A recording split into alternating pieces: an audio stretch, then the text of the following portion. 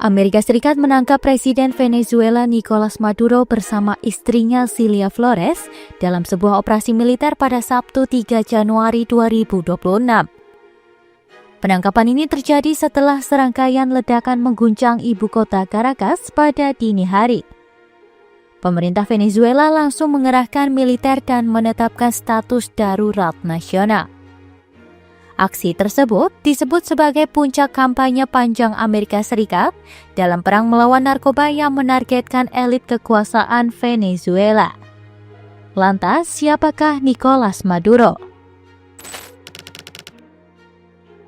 Nicolas Maduro mulai berkuasa di Venezuela pada 2013 menggantikan Hugo Chavez.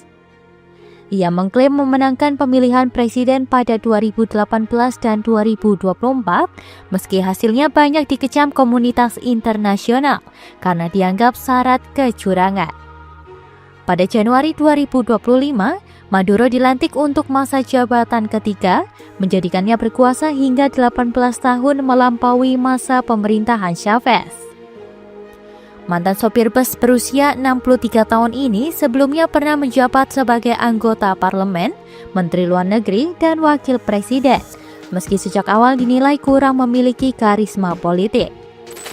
Selama berkuasa, Maduro menghadapi krisis berlapis, mulai dari sanksi internasional hingga anjloknya harga minyak yang menghantam ekonomi Venezuela. Pada 2018, sebagian negara barat mengakui Juan Guaido sebagai presiden sementara, namun upaya itu gagal. Setelah pemilu 2024, Amerika Serikat dan sejumlah negara Eropa kembali mengakui tokoh oposisi Edmundo González sebagai pemimpin sah Venezuela memperdalam isolasi internasional terhadap Maduro. Dalam pemerintahannya, Maduro sangat bergantung pada Cilia Flores, mantan jaksa dan politisi berpengaruh yang pernah menjabat Presiden Majelis Nasional. Di dalam negeri, Maduro membangun citra sebagai pemimpin sederhana dan dekat dengan rakyat, kerap tampil di televisi pemerintah dengan retorika anti-imperialisme. Bahkan muncul sebagai tokoh kartun pahlawan super bernama Super Bigote. Namun di balik citra populis tersebut, Maduro dikenal keras terhadap oposisi. Ia menutup ruang perbedaan pendapat, memenjarakan lawan politik, dan menuding Amerika Serikat sebagai dalang berbagai konspirasi untuk menjatuhkannya. Pemerintahannya juga tengah diselidiki Mahkamah Pidana Internasional atas dugaan pelanggaran hak asasi manusia. Penangkapan Maduro dilakukan setelah Jaksa Federal Amerika Serikat membuka dakwaan baru di New York. Maduro dituduh terlibat dalam konspirasi teror narkoba, penyelundupan kokain skala besar, serta pelanggaran senjata.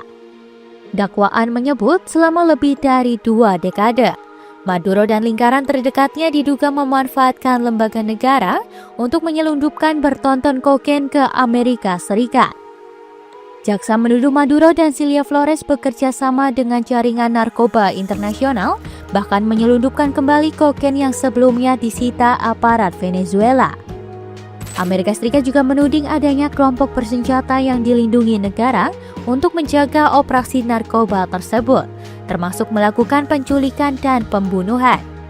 Dakwaan ini melengkapi tuduhan serupa yang pertama kali diumumkan pada tahun 2020.